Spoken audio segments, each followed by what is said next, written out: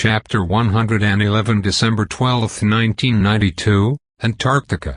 Eva Faber loved watching the night sky. She couldn't see the stars in Paris, but Antarctica had no light pollution to hide them. Auroras danced in the heavens, while the Milky Way shone brightly above her head.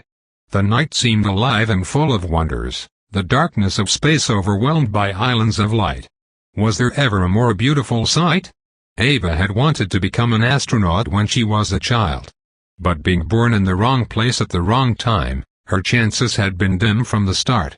Instead, she became a geneticist, and eventually rose through the ranks to become the head scientist of Station Orphan. Instead of landing on the moon, she led a large team in studying dangerous plagues. The French government had chosen Antarctica as the site's location for a few reasons. Mostly, it was meant to avoid dangerous containment breaches, but also to study ancient viruses frozen beneath the ice. Some of them could devastate the Earth if unleashed, and Eva's superior wanted to keep an edge in the field of bioweapons. The USSR's collapse left the future uncertain. Some would have resented working on weapons of mass destruction, but Eva slept soundly at night. International relationships were based on force and strength derived from technological superiority. For her country to survive, it needed to stay ahead of the competition by any means necessary. Maybe her work would kill millions one day, maybe not. Though she would rather see nukes stay in their silos, they would come in handy if doomsday ever came. Eva was paid to do a dirty job, but it was a necessary one. Standing near her special 4x4, Eva sensed the cold creeping into her suit. Though she wore heavy clothing, including a parka, goggles, mittens, and a balaclava, Antarctica was Earth's harshest environment. No one was truly safe from it, and she was kilometers away from the station, surrounded only by ice. But Eva didn't care. The night sky's sight warmed her already. She knew aliens existed above. The samples she found in Antarctica had all but convinced her that life came from space, in the form of primordial viruses and bacteria. What kind of strange and wonderful creature inhabited the stars above her head? She hoped to live long enough to find out. "Pierre to Eva?" Her assistant called her through the intercom. "Pierre to Eva?" "I'm here," she replied. "Just stargazing." "Oh, good, I was getting worried." Of course he was. Pierre was anxious by nature, and he always advised Eva not to go out alone. Truth be told, the scientist enjoyed these quiet moments of solitude she couldn't find in the communal station. Eva didn't particularly feel close to anyone, and didn't want to. Her work was her life. "You should go back though," Pierre said. "We're picking up abnormal electromagnetic activity in your area." "Probably the auroras," Eva replied absent-mindedly. Now that she said that, their colors seemed to change from green to a light shade of violet. "I'll be back soon." "Sorry I did." Pierre's voice turned into a radio static. "Eva." "Pierre." Eva called out, her communicator starting to bug out. "Pierre, can you hear me?" No answer but a static. "Pierre?" Eva asked again, only to squint through her goggles. The auroras above her head had grown brighter, streaks of purple light illuminating the frozen wasteland. The static turned into a droning sound, almost ear-piercing. "Pierre?" Another voice answered, but with a bestial roar rather than a word. The ground shook beneath Eva's feet, small rifts and cracks forming into the ice. The heavens brightened further, until the night turned into a purple day. Realizing something was wrong, Eva immediately jumped back inside her vehicle and smashed the accelerator. The strong, reinforced wheels dashed on the snow, while the scientist immediately drove back towards Station Orphan. "Pierre? Pierre?" Eva kept calling through the intercom, but all she heard were strange, incomprehensible sounds. "Pierre, are you seeing this?" Two violet auroras had split the skies in half. Space itself was being ripped apart, like the lids of a giant eye opening. A black spot widening in a sea of purple light, a black hole growing from the heart of a phantom star. Though a part of her was desperate to get away, Eva ended up peeking through her window to get a better look. Her curiosity overwhelmed her survival instinct. The black spot had grown to gigantic size, giving the scientist a direct window to look through. Only then did she realize that she was looking at a gate into the very fabric of space-time. A colossal, black structure with metal wings crossed the void of space, carried by reactors leaving a crimson streak of light in their wake. The immense machine was as large as a human city, smashing through asteroids like a tank through pebbles. A swarm of small red, spur-like machines harassed the giant vessel, violently ramming into its hull like daggers. The giant black machine retaliated with confusing flashes of blue light and red lasers. Orange energy coated the hull at some points. The red vessels shattered when they tried to pierce these areas. Starships. These were starships. A battle, Ava thought, both awed and horrified by the sight. They are fighting. Aliens existed, and they were at war. The giant ship's hull faced down, towards Ava and Antarctica. By now, most of the red swarm had either been destroyed, or successfully pierced the hull. The rest backed away, as the black starship started crossing the portal and moved ever closer to Ava. It was about to crash. No, no, no. Ava drove faster than ever before, the car's engine steaming. Yet though the starship's fall was slow, it was inevitable. The ground shook beneath her wheels as the kilometer-long cruiser's bow impacted Antarctica not so far from her location. The earthquake caused her car's alarm to blare like a dying screech of agony. Holy, Ava never finished her sentence, as a bright purple flash swallowed her whole, followed by a tide of snow. Ice shards were blown in all directions, cracking her reinforced windshield and tussling the vehicle to the side. Her head smashed against the airbag as her car rolled a dozen times, and the darkness swallowed her. When Ava regained consciousness, her car had been turned upside down, the roof on the snow, the wheels pointing up. The scientist's vision blurred as her hand reached for the door, and it took her a few minutes to crawl out of her vehicle's husk. Snow had piled up around it, forcing Ava to dig her way out with her bare mittens.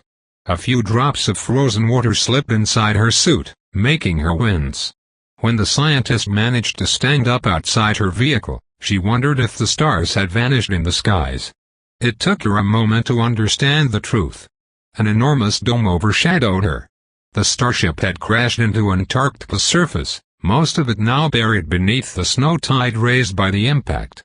Its sleek metal surface was as black as a starless night, and eye-like windows seemed to observe her. Ava gathered her breath. Though she didn't believe in any god, she had to admit her survival was nothing short of miraculous.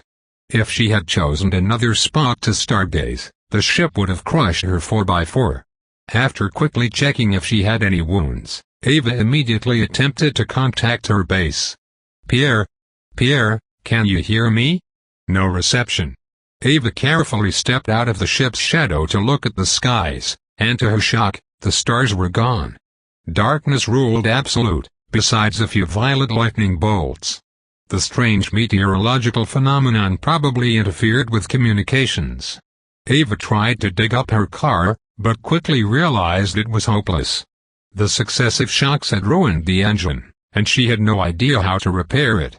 The emergency radio didn't work either, so there was no way to contact her base. She had emergency rations left in the trunk though, alongside the flashlight, a portable heater, shovels, and other basic tools.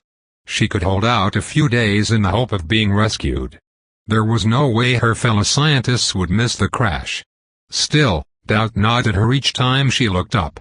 Ava took the flashlight, checked the battery, and toured the crash site. It took her hours. The ship's size defied comprehension, and more than half of it was now buried under tons of ice. She remembered seeing wings and reactors during its fall, but only the dome and upper decks remained above ground. Nobody came out to intercept her either. The scientist eventually found an entrance of some sort, namely advanced blast doors on the alien ship's right side. A cursory analysis informed her that they were made of strange, orange metals she couldn't recognize. The crash had breached the gates, leaving a crack large enough for Ava to slip in with some effort. She almost tried her luck, before deciding it was too dangerous to go alone. She needed to call Station Orphan, her team, the military. They had to know. Everybody had to know. Aliens existed. This This changed everything. This was the greatest event in mankind's history since the discovery of fire. This would alter the fate of the world forever. Eva would live long enough to see mankind make first contact with a highly advanced civilization, one clearly capable of interstellar travel. National rivalry is now looked insignificant in the face of such an event. Mankind was only one intelligent species across the stars, and internal divisions no longer mattered. If the aliens willingly shared their technology, then nobody would fight over resources anymore. Maybe this discovery would foster universal peace. The creation of a unified human government that wouldn't need biological weapons? For a moment, Eva found herself dreaming of a world that wouldn't need her anymore. But then, she remembered the crash. This was an advanced civilization's starship, true, but it was at war. The scientists had no idea how the extraterrestrial survivors, if any, would react to her presence. Eva decided to leave on foot, to return to Station Orphan, or at least find a place with better communication. Once she left the strange meteorological phenomenon's range, she could reorient herself with the stars. Her flashlight was adapted to Antarctica's frost, but she didn't have limitless energy either. The scientist traveled 2 hours in one direction, only to find herself facing the dome. She walked left and right, north and south. Each time she returned to her starting point, she always went back to the starship. In the end, Eva had to accept the outlandish truth. Somehow space had folded on itself, creating an endless loop. Either the outside world had been closed to her, perhaps as a defensive measure by the ship, or Earth stopped existing outright. No wonder she couldn't get a good reception. Unfortunately, this completely dashed her hopes of a quick rescue. There was only one place to go. Gathering her breath, Eva approached the blast doors and examined the crack. When the scientist pointed her light through the rift, she couldn't see much. But there was enough space for her to slip inside, with some effort. "Is there someone there?" Eva called out through the hole. "Hello? Anyone?" No answer. Even the strange snarls that she heard before the crash had fallen silent. Eva mustered her courage, put her hands into the crack, and slowly squeezed through, flashlight first. When she managed to slip to the other side, Eva found herself in what must have been the ship's airlock. The next set of doors had been ominously torn apart, while icy dust floated in the room. The flashlight revealed strange stains of green slime on the walls, which Eva was careful not to touch. Maybe it was a biological weapon of some sort, or toxic fuel. At least she could breathe. Either the aliens needed oxygen to live, or the outside atmosphere had slipped inside the vessel. The inside of the ship was cold, but nowhere near so as the Antarctic wasteland. The scientist walked through the next row of doors, and entered a network of enormous metal corridors.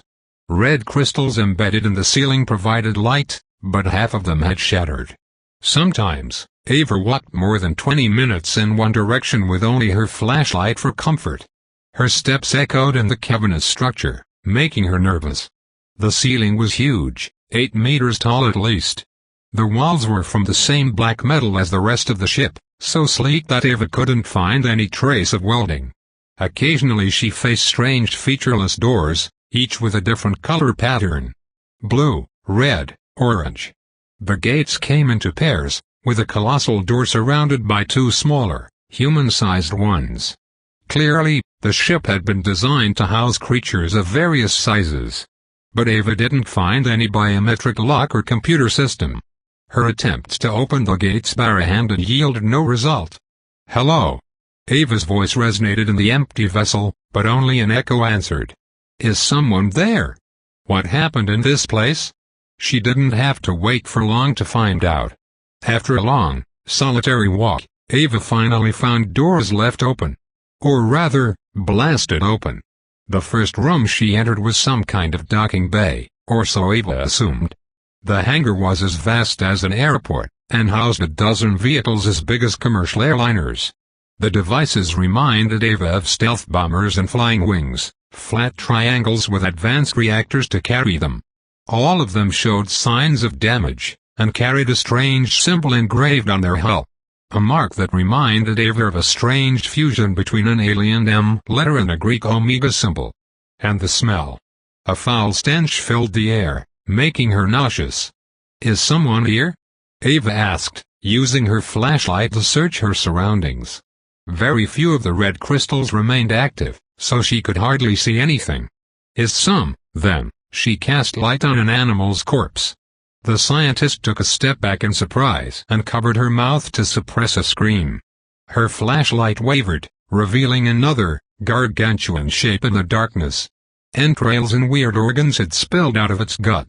Her breathing shortening, the frightened Ava waved her flashlight at the ground to get a better look. Corpses. Corpses everywhere. To her horror, Ava had walked into an open grave. Aliens had killed each other by the dozens, maybe by the hundreds. All of them wore a strange kind of futuristic armor, combining orange metal plates with circuits of various colors, a bizarre helmet, and various organic weapons embedded in the arms. But they all came in different sizes and shapes. Some were reptilian humanoids a bit taller than humans, others horned, scaled monsters taller than elephants. Facing them were piles of scrap red metal and broken robots.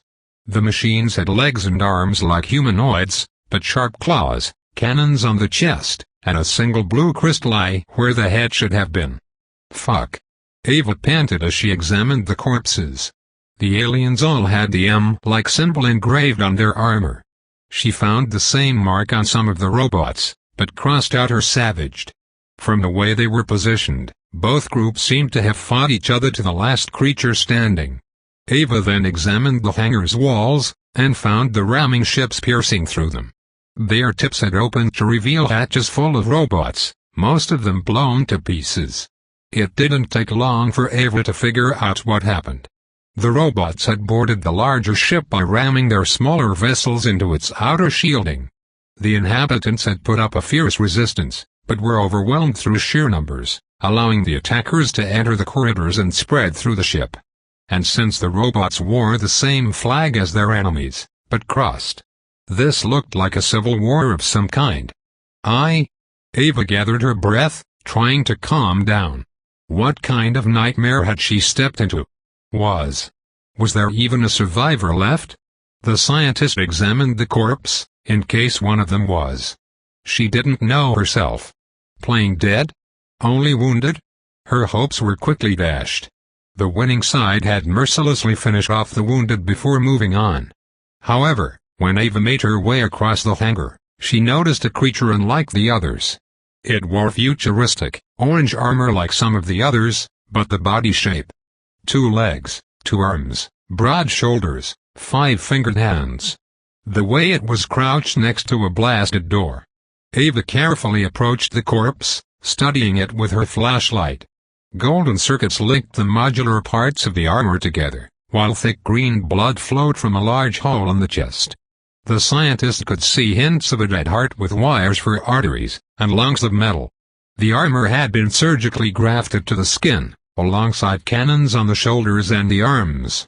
A golden helmet covered the head. Ava peeked into the green, V-like visor, and looked into the 2 white eyes beyond. A shiver went down Ava's spine. It was a human's face. The lower jaw had been replaced with cybernetics, but the eyes and the nose. There was no mistaking it. Shaken, Ava continued her journey into the ship's bowels, walking among the dead. By the time she exited the hangar for the rooms beyond, she could hardly take a step without nearly slipping on severed arms, headless corpses, and savaged remains. Somehow, that was the least disturbing part. She walked into some kind of lab, where countless specimens floated inside heart-shaped, techno-organic machinery.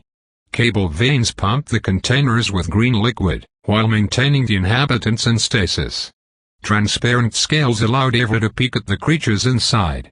Some had been humans once, only to be gutted open, their organs replaced with cybernetic implants. Most, however, belonged to scaled creatures of various sizes. One was an embryo the size of a dog, another a reptilian humanoid with 2 eyes.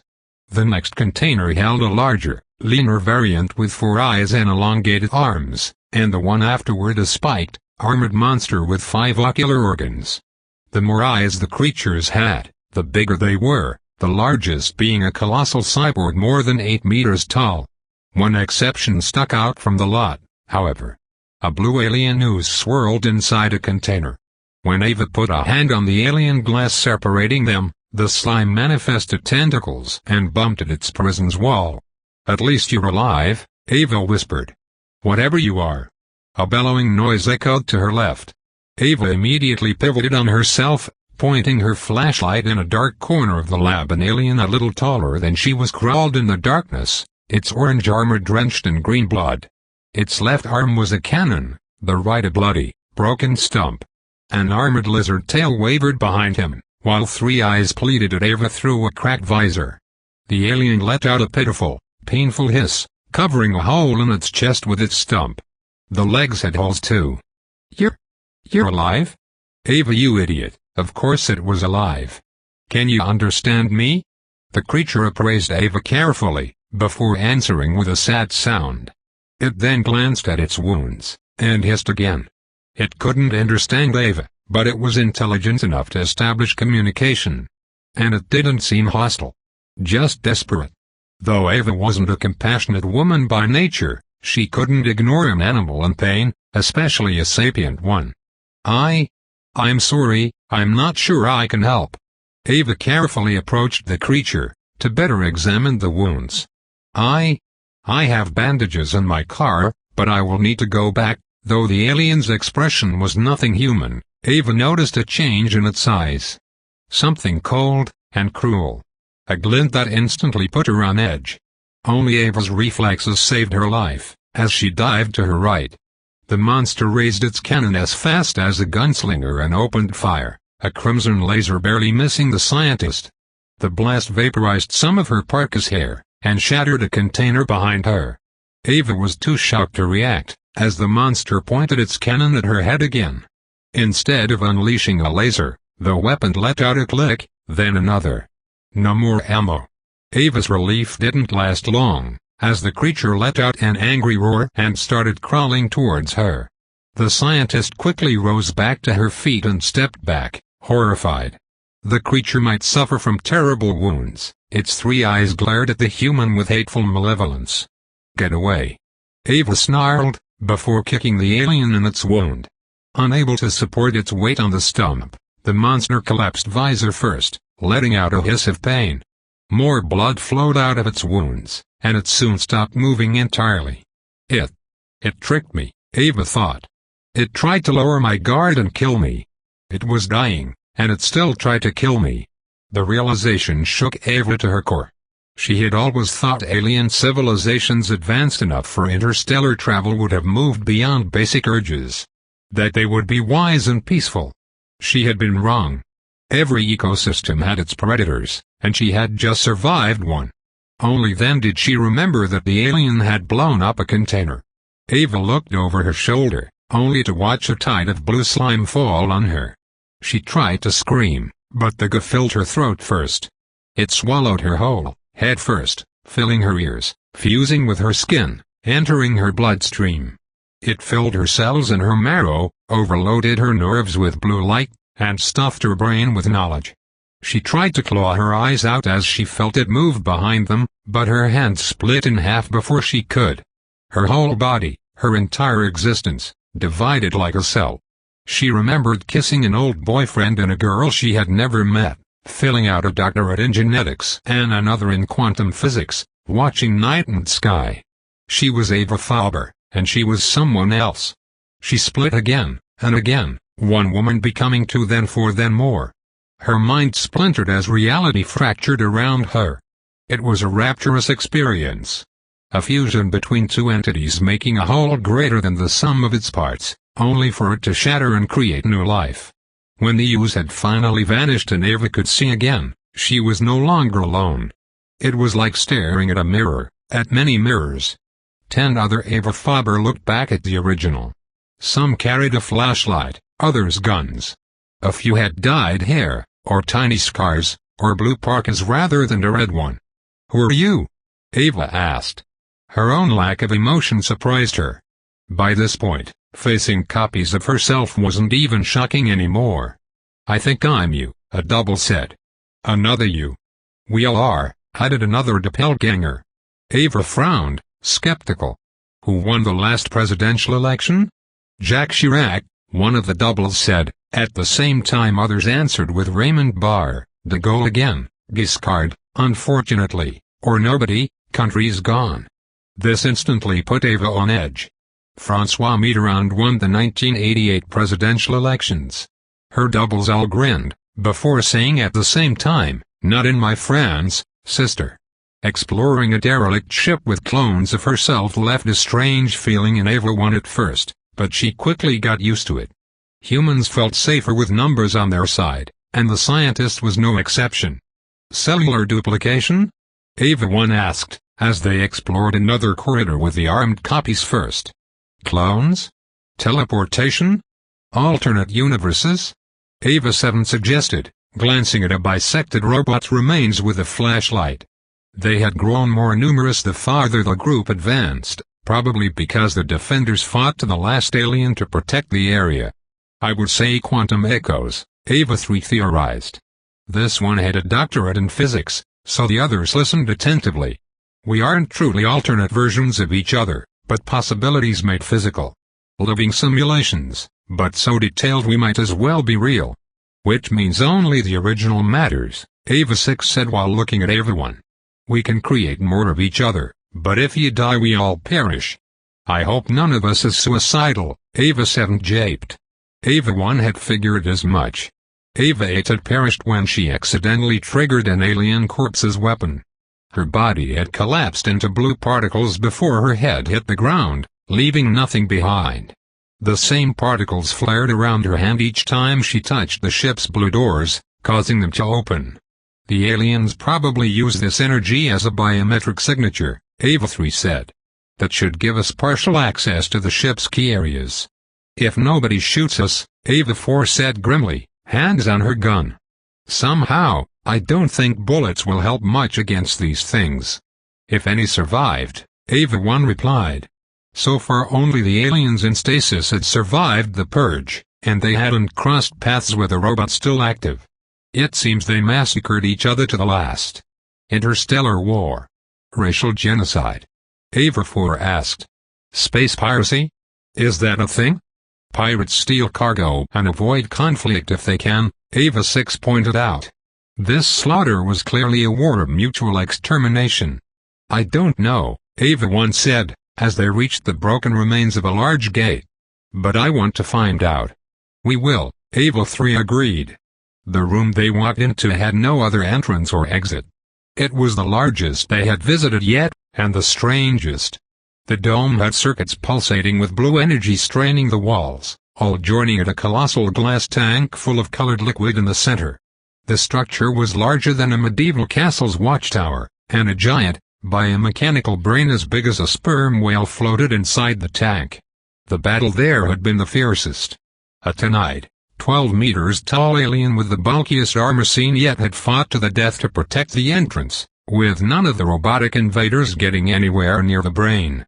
The giant destroyed so many of them that the Avas had to climb over a hill of ashes and broken parts to cross the room. However, that victory had come at a cost.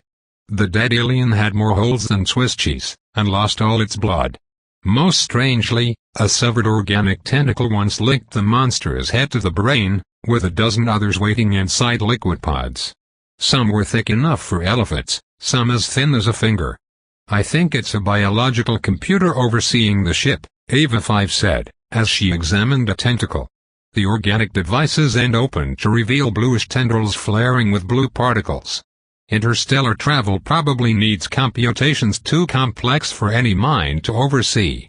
These devices must be neural interfaces, Ava 2 guessed while checking up on the dead alien. Perhaps the ship crashed when the attackers managed to slay the pilot? Or the spatial jump was a desperate measure, Ava 6 said. There is only one way to find out, Ava 1 replied, as she grabbed a tentacle fit for her head. Her doubles looked at the original anxiously, as she removed the clothes and goggles protecting her face. You're sure? Ava 3 asked. If it kills you, we'll starve if we can't find a way out, Ava 1 replied. Eating alien flesh might prove toxic, and nobody will rescue us inside this spatial anomaly. You just want to learn the truth, Ava 4 said. And you're not even sure you're ready for it. And if you're me, you will understand why I must try. Two alien species were at war above their heads, and their conflict had spilled out into Earth. This is much bigger than us. And with these words, Ava 1 moved the tentacle to the base of her neck. She immediately sensed the device sink into her flesh, and tendrils slipped between her bones to reach the spine. An anesthetic substance eased the pain and made her almost sleepy. Her vision turned blue, the giant brain recognizing her energy signature. "Show me," Ava thought. And the brain answered. It didn't communicate with words, instead, it bombarded her brain with images and pictures. It made her feel the cold of space on her skin, smell the scent of alien worlds, and taste the blood of the dead. The ship had ears and eyes, and it remembered. Ava remembered the day she was put online, around a gas giant with 20 moons. Her scaled makers had repurposed each of them into forges endlessly churning out robots and battleships. She remembered being fed the data of the Day of Enlightenment, when the first Lords of Science discovered the Ultimate Ones and their colored realms. She learned of how the Lords of Science contacted the Ultimate One's formless messengers, who offered the hegemony knowledge and wisdom. She watched recordings of priests raising great towers from the earth, to harvest the flux energy from the higher realms and honor the Ultimate Ones. She was taught of the hegemony's creation and its mission, to bring prosperity and peace to a nameless universe. She sailed across the stars with fleets 10,000 strong, under the command of her scaled makers. She bombed jungle worlds from orbit until they became dust, collapsed the hearts of stars to starve rebellious solar systems of light, and vomited machine armies to enslave the survivors. She fought 100 battles and won each one. She remembered docking to great colored towers to recharge. She felt pleasure as red flux filled her reactors with energy, as blue flux sharpened her mind and orange flux repaired the holes in her hull. She looked on with relief as green flux cured the living soldiers crewing her, and yellow flux raised the dead ones. She remembered the joy of crossing endless distances in a violet flash, and the white flux that bound them all together. Only the black was shunned, for there was no place for black.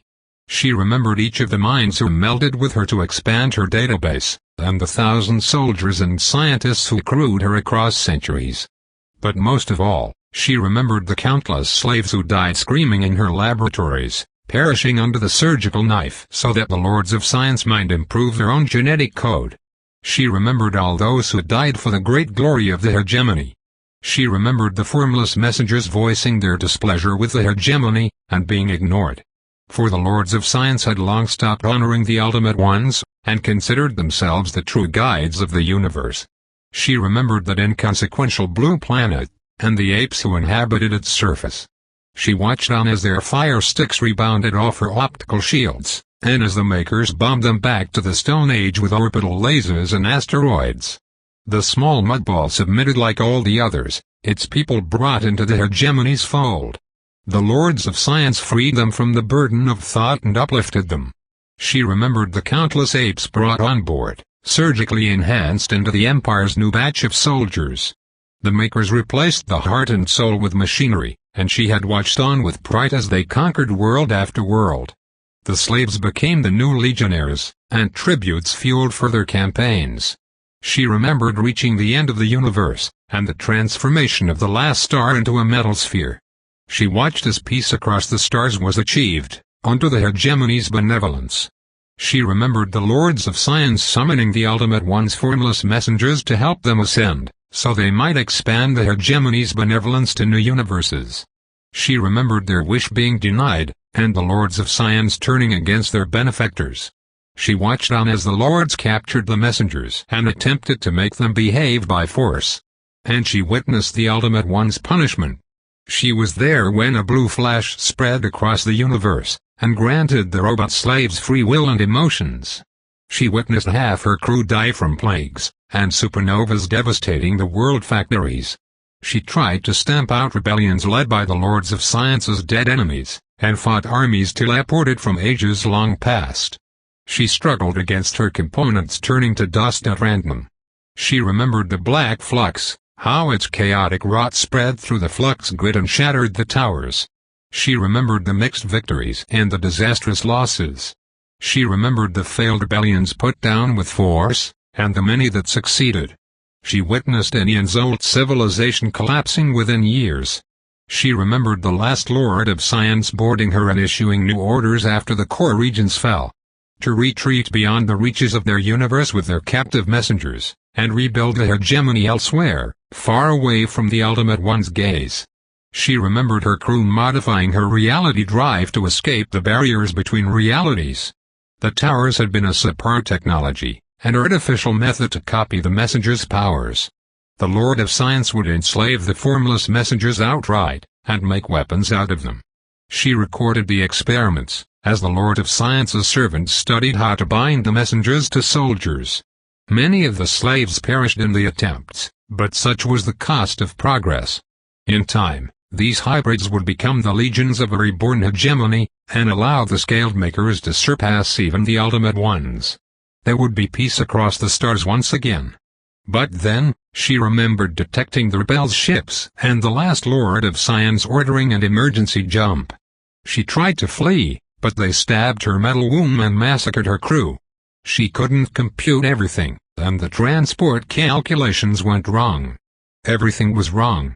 Wrong, wrong, wrong, systemic damage, pilot dead, emergency space folding, system failure. Ava 1's eyes snapped open and her mouth screamed, as the tendrils in her spine quickly retracted. Invisible needles stabbed her all over her body, as she experienced the last pilot's dying throes. Hey, you're all right? Ava 4 quickly held the original as she collapsed into her arms, panting from the strain. We aren't dissipating, so she isn't dying, Ava 3 said, the coldest among them. Ava 1 struggled to follow the discussion. She had lived through centuries in the span of seconds, felt the ship's pain as its last pilot died while connected to its own mind. It was as if she had experienced the murder herself. It took minutes for the phantom pain to vanish, and for Ava 1 to speak coherently. I know, she whispered. I know. So, what are they? Ava 2 asked while glancing at the dead aliens. Invaders, Ava 1 replied with dread. They are invaders. Her copies listened intently as she explained the truth to them, before exchanging worried glances. We have to tell everyone, Ava 2 said immediately. Do we? Ava 4 asked with a frown. Of course we must. What if this isn't the only ship that escaped into our reality? Ava 2 pointed out. What if that vessel sent a distress signal, and help was on the way? I come from a world where governments bombed us all to death, Ava 4 replied with a shrug. I wouldn't trust them with mankind's fate. Ava 3 pondered her point. Thing is, if we inform the military, they will hoard the tech for themselves. They won't share. And how would that be a problem? Ava 5 snickered. This is bigger than a single country, Ava 3 explained. It's about mankind. From what I gathered, these creatures came from an alternate reality. What if they have an equivalent in our universe? Alien civilizations are clearly hostile, and more advanced than us. We can't afford to play safe, Ava 4 nodded. This goes beyond national rivalries. Our entire species' survival is at stake. Then what do you suggest? Ava 2 asked with a frown. That we take matters into our own hands, Ava 3 said. We can create as many of us as we want, all with specific skills. We don't need outside help to unlock this ship's secrets. We don't need anyone but us. If these aliens could use their technology to improve their species, so can we. You suggest that we splice our DNA? Ava 5 asked, skeptical. I suggest that we make gold from lead, Ava 3 said. Superhumans from humans. A new species that can survive, even thrive, across the stars. If these reptilians could conquer their entire universe, imagine what we could do with their tech, Ava 6 argued. We could colonize the solar system, eradicate disease, and bend reality to our will. We could become the universal master race, not some reptiles. Yeah, if it's not us, it will be them, Ava 4 argued. "We've got to take the lead now, or never. Aliens exist, and they're out to get us." Ava 1 let her doppelgangers debate and try to reach a conclusion. But in the end, one couldn't argue long with themselves. It took Ava 1 2 days to open a hole to the outside world. The previous pilot's death and the ship's structural damage had permanently scarred its organic computer, and Ava 1 could only connect to it for a short time before it violently expelled her mind. Each mental dive left her tired, and none of her doubles could take up the duty. They dissipated each time they connected to the central computer, their ethereal existence unable to withstand the psychic strain. While her copies multiplied and secured the ship, Ava 1 kept diving, again, and again, and over again. It would take her years to master all the ship's secrets, and she couldn't access all the Overmind's files. At least she discovered a way to teleport people in and out of the spatial distortion field. When she appeared next to an ice rift with a violet portal opened behind her, Ava 1 looked at the skies. To her immense relief, she could see the stars again. "Ava?" Pierre called her through her intercom, his voice heavy with panic. "Ava? I'm here," the scientist replied with a calm, serene voice. "Thank God." Pierre let out a sigh of relief. "Oh God, I thought you were dead." "Snowstorm nearly disabled my intercom," Ava 1 lied. "How long was I out?" "A bit more than 2 hours. 2 days in, 2 hours outside." Time itself bent to this alien technology. It was so advanced, it might as well be called magic. "I will need a pickup," Ava 1 said. "My car was damaged." "Roger that." "Glad to hear your voice again, Ava. When I come back, we will have to talk," she said. "I have reached an important decision, and I want to know where the team stands on the question." "Important decision, huh? You're finally going to let Sebastian take you on a date?" "No. None of her copies found him interesting either." "This is serious." "I guess so, considering your solemn tone." "All right, I'll pick you up, and we can discuss that around a warm cup of coffee away from the snow." "Sure."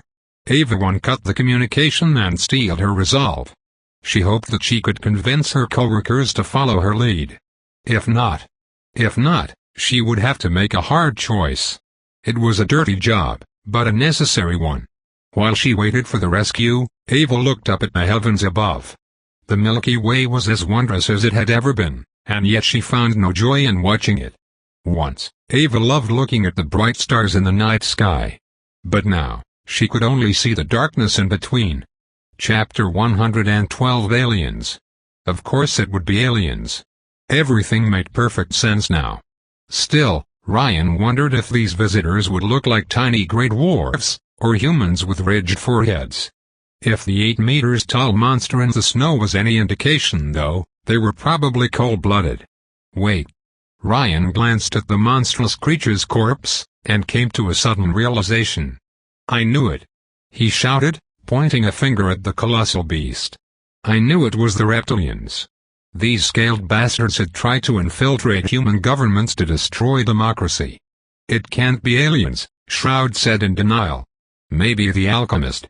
Maybe she's building a spaceship to leave the planet?" "That piece of crap obviously crashed years ago," Saren pointed out. "If I listen well to our jackass-in-chief, a good 4/5 of it is buried in the ice. Who would build a ship like that?"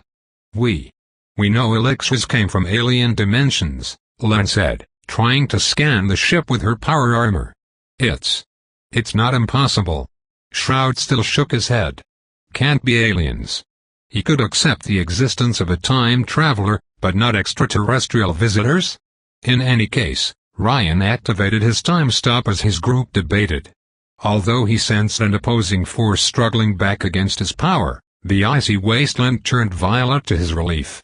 Since the strange purple lightning bolts in the alien skies kept moving in the frozen time, Ryan guessed they were made of violet flux. Much like his experience in Monaco, his time stop would work as long as the resonators kept the portal open, allowing him to converge the purple world with this pocket dimension. But something else caught the courier's attention. The black flux particles produced by his armor seemed to devour the space around them, creating tiny, almost invisible cracks in the fabric of reality itself. Huh? Ryan said as time resumed. Though the black particles vanished, the damage they had caused remained. What is it, Rory? Len asked, noticing his confusion. It seems my power has an anomalous effect on this thin place. Come to think of it, Ryan remembered black flux consuming Alphonse Fallout Manada's radioactive red flux during their fight. All hints so far indicated that the Black Ultimate One had given the courier the power to kill what couldn't die. But how far could you push that definition? Could you kill energy? Items. Ideas. Black powers were paradoxes, and didn't follow the rules. Lightning Butt himself had become more like an animated statue than a man, and yet Ryan's power could damage him. It could even kill a ghost. Maybe it could kill elixirs, or the alien energies they produced. That power gives me a headache, Ryan said, deciding to prepare his team for battle. Sunshine and See-Through observed the dome cautiously. Saren looked tense, Len and the panda didn't hide their anxiety, and Mr. Wave barely restrained himself from going in guns blazing.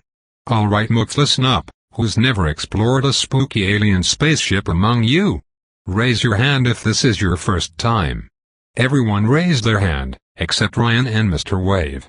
Mr. Wave caused the Fermi paradox, the genome explained. When alien civilizations see Mr. Wave, they go extinct.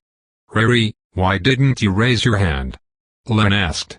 Saren looked at Ryan with skepticism, which wounded the courier's heart. You saw aliens before, O great and powerful leader? Yes, but their ship was round and flatter. Also, the passengers had kept trying to pay him in seashells for some reason. In any case, rule number 1 for spaceships, and the most important one by far, don't touch the eggs. A good egg is a boiled egg. The panda gasped. But Sifu, eggs are cute and rounded. Eggs are the enemy, soldier. Ryan snarled with the passion of a drill sergeant, the panda adopting a military salute. Any egg found in an alien ship is a potential WMD. Boil them all. Why yes, Sifu. Second rule, we don't split up. Ever. It wouldn't change much, Mr. Wave boasted. Even if Mr. Wave faces an army alone, they will still be outnumbered. I agree, Ryan conceded, but this is the principle of the thing. I am usually more fond of dividing forces to cover a greater area, but in this case numbers might prove safer, Leo agreed. We have no idea what to expect within. Which way do we use to move in? Shroud asked, glancing at the blast doors. Ryan approached the gates to observe them. On a closer look, while the blast doors were mostly made of the same black metal as the rest of the ship, they showed hints of having been breached in the past. Someone plugged the cracks with a standard steel alloy. A cursory scan from his armor told the courier that the doors could probably survive extreme conditions such as atmospheric re-entry. Sunshine, we might need a solar eruption or two. I see another perfectly good entrance up there, Saren said, pointing a finger at the hole in the ship's metal dome. If the lizard blasted his way out, then it means that path is clear, right?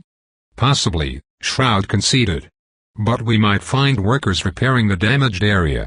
What bothers me is that nobody came to intercept us, Hargrave said, his radiance dimming for an instant. I expected more activity in the Alchemist's base of operation, but the area looks deceptively empty. Perhaps the thing killed everyone on its way out, Saren guessed. But then, what killed the creature? The gash that slew it came from a claw. I am tempted, Ryan said. On one hand, blowing our own hole would be good and proper. But using the other path would bring less attention. Let us refrain from hostile actions until we can figure the truth out, Hargrave said. Speak for yourself, Saren said, her fists clenched. No way, I'm not roughing up that bitch of a mad scientist along the way. She owes me more than a decade of pain with interest.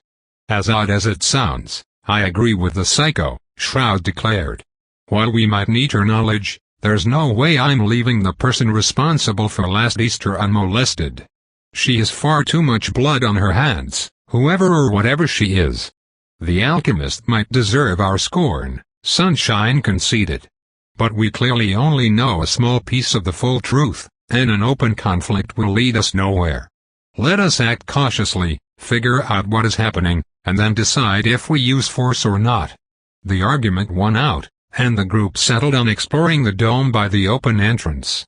Alright, time to explain the third and final rule then. If it looks cute and cuddly. Ryan loaded his chest cannon. It really isn't. The courier grabbed the panda and flew with his bear inside the hole, followed by Shroud, Mr. Wave, and Leo the Living Sun. Shorty used streams of pressurized water to launch herself at the ship's roof, while Saren did something similar with a shockwave. As it turned out, the dome was only the upper part of a colossal sphere with a diameter slightly more than 200 meters wide. One end of a 5 meters wide bridge extended out to a central platform equipped with strange biomechanical devices, while the other part led to smashed blast doors. The debris of the dome's ceiling glittered at the bottom of the sphere, and huge, colored holographic projections hovered in the air all around the platform. The place reminded Ryan of Mecron's own holographic orbital monitoring systems, albeit far more advanced and damaged. The projections flickered, and all the platform's devices were deactivated. Whatever juice the ship used, it was starting to run out. His group landed on the platform, with Len, Saren, and the panda crossing the bridge to secure the dome's other entrance. Meanwhile, the courier and the carnival members checked out the projections and tried to make sense out of them. Ryan counted 7 holograms, each using different arrays of colors, each representing strange and wonderful places. A white shapeless cloud that lacked substance and permanency. It was as feeble and immaculate as a dream, but sometimes colored splashes gave it variety. A red star here, a green bird there. These phantom images only existed for an instant before returning to the white, and the shapeless blob at its core. A crimson, vibrating storm of energy, full of lightning bolts, burning stars, and lights. A shining heart of nuclear chaos burnt at its center, the first and greatest sun illuminating the universe. And when Ryan squinted at it, he realized that this star had the shape of an eye. One that looked back at him. A Rubik's Cube with countless stickers made of different matter: steel, glass, iron, stone, gold, zinc, water, gas. All metals, all liquids, all inorganic matters Ryan knew of were represented there. Other stickers contained substances he had never seen, crystals that shifted like living beings, blackened metal as dark as night, or pinkish liquid. Orange lines separated each bit of matter from one another. A strange golden carnival of cubic angels, many-legged demons, cohorts of ghosts, and 2D picture-like worlds.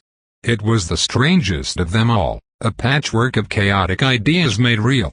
Nothing unified the creatures and places of this realm, except that they only ever existed in human dreams and imagination. A green sphere that superficially imitated a planet, but one where everything was alive. A pulsating cell with seas of green slime, teeth mountains, and forests of blood vessels. The atmosphere itself buzzed like trillions of microscopic flies, and the poles briefly opened to reveal eyes and jagged tongues. A strange blue sphere of data, pictures, and numbers. A compendium holding all knowledge and information that ever was, is, and would ever be. The azure glow of a supreme god might cast the light of enlightenment like a lighthouse in the night, while its neural tendrils constantly organized galaxy-sized libraries. A familiar violet expanse of compressed space and strange mirrors closed this alien panorama, all overseen by an eerie, inverted pyramid at its center. The colored worlds, Ryan said, recognizing the purple world from his brief contact with it. With one missing. The black? Leo Hargraves asked, causing Ryan's head to snap in his direction. It's a long story. Shroud, who had decided to float amidst the holograms, swiftly pointed a finger at the orange world's projection. Here. Look at this one. Ryan's eyes widened as he followed his friend's finger. One of the stickers of the Rubik's Cube was made of a substance that the courier had already seen before. One that looked very similar to ivory, and yet with a unique texture. Doesn't this remind you of anything? Shroud asked grimly. It did. The ivory sticker's location was unusual as well. The substances that surrounded it were all metals, from iron to bronze and gold. It was at the very center of it all, the core of one of the cube's faces. Augusta's body, Leo Hargraves whispered, astonished. It's the same color, the same texture. I would wager my life on it. 1 loop ago, Ryan had theorized that Lightning Butt's body was made of an anomalous metal. It was the only explanation for why Frank the Mad's ability to absorb these alloys had seemed to affect the invincible warlord. But doubt always remained, because how could an invincible metal make one immune to frozen time? Now, it suddenly made more sense. Augusta's power gave his body the properties of a metal from the Orange World, the source of all inorganic material. A world made only of matter, without energy, without life. Death does not exist in the Purple World. A world without time. Adamantine. Ryan whispered. Shroud looked down on him from his vantage point. Adamantine. Hello, mythical material from Greek mythology, said to be harder than anything. Did nobody read the classics? Ryan shrugged. It's as good a name as any. The courier stopped time by causing the Purple World in Earth's dimension to align, creating an anomaly where he alone could affect causality. But that substance, the adamantine, didn't come from either reality. It was an unnatural metal from a higher realm where things like death, time, or the laws of physics held no sway. From its location in the cube, it might even be the metal, the ultimate substance that all lesser was derived from. No wonder it behaved in such an anomalous way.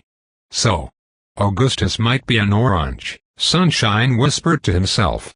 I always wondered why Julie couldn't. Julie Costa? Ryan asked. She could alter life with a touch, Mr. Wave answered, his voice more somber than usual. Create new life, or give people cancer. Pretty nasty power, but one that could have saved many. I thought Augustus slew her before she could make contact with him, Sunshine said, but it may be that Julie's powers simply didn't register him as alive in the first place. But how do you explain his aging and tumor then? Shroud asked, having clearly done his research. We know he doesn't eat or breathe. If he is made of metal, how can he age? Stone degrades and iron rusts, Sunshine pointed out. And if he had a latent cancer before he gained his power, the tumor might have gained his invulnerability too. I think his power only gave his body the properties of that alien metal, Ryan theorized.